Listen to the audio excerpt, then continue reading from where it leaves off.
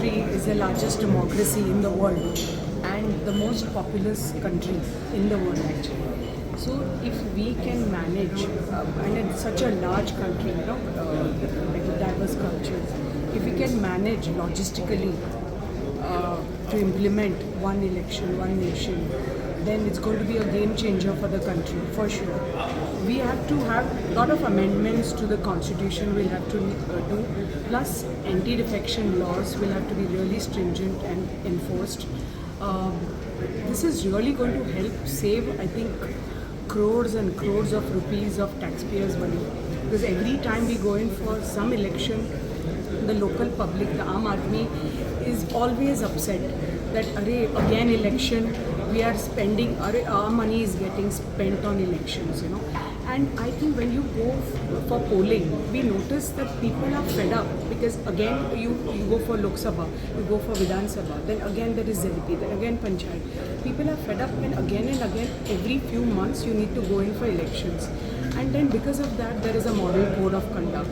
So when there is a model code of conduct, government doesn't function.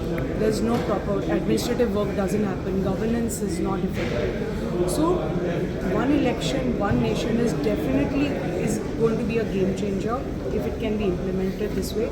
And because administratively also you see there are thousands of government staff deployed at different election duties. So that hampers different departments, especially education, health, social welfare departments. Ours is a tourism state. It affects every few months you are having a code of conduct. So government is at a standstill. There is no administration happening.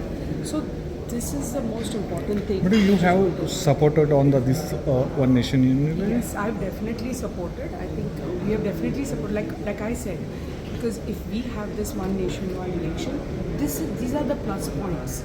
But we have to always also see, because our country being such a large country and such a populous country, you have to see logistically also.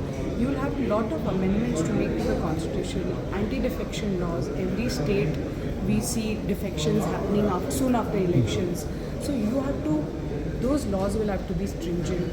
Okay. And I think effectively it can be managed because it is really going to help in governance more because there's so much of insecurity. Every time we go in for election, investors don't like to come into the state because there's so much uncertainty that is this party going to come to elections, come to power.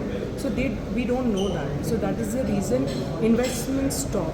So I think employment will increase, investments will increase if we have this one nation, because that sense of security will be there.